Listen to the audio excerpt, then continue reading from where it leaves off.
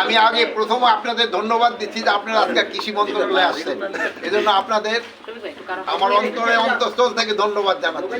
যেহেতু আপনারা সাধারণত এইসব মন্ত্রণালয়ের পয়েন্টগুলি কভার করতে চান না, এইটা ওই অন্য জায়গাও কিন্তু ডাকি না, চলে আসে।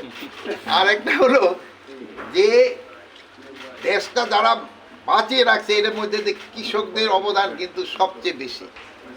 আমরা কিন্তু এই যে তাদের অবদানটা আমরা কিন্তু অতভাবে প্রকাশ করি না, কিন্তু আমাদের কৃষকরা মানে ওখানে কিছু আউশ ধান এবং আমনেরও কিন্তু ক্ষতি হয়েছিল, কিন্তু কৃষকরা এই পরিশ্রম করে তারা এই বোরো ধানের যে আমাদের একটা এস্টিমেট ছিল তার চেয়ে প্রায় 15 লক্ষ টন বেশি উৎপাদন করছে।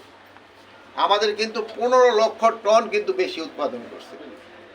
তারপরেও দেখা যায় যে বাজারে হয়তো চাউলের দাম একটু বেড়ে যাচ্ছে 2-3 টাকা। তারপরে আপনি দেখেন যে অন্যান্য বার থেকে আমাদের যে একটা রিজার্ভ, ওই রিজার্ভ কিন্তু অন্যান্য বারের থেকে এবার কিন্তু রিজার্ভও অনেক বেশি আছে, তারপরেও বাজারটা কিন্তু হচ্ছে। তারপরে আপনি আরেকটা দেখেন যে আলু, গতবার যে দামে আপনারা আলু কিনছেন এখন কিন্তু আলুর কৃষকরা কিন্তু আলুর দামও পাচ্ছে না।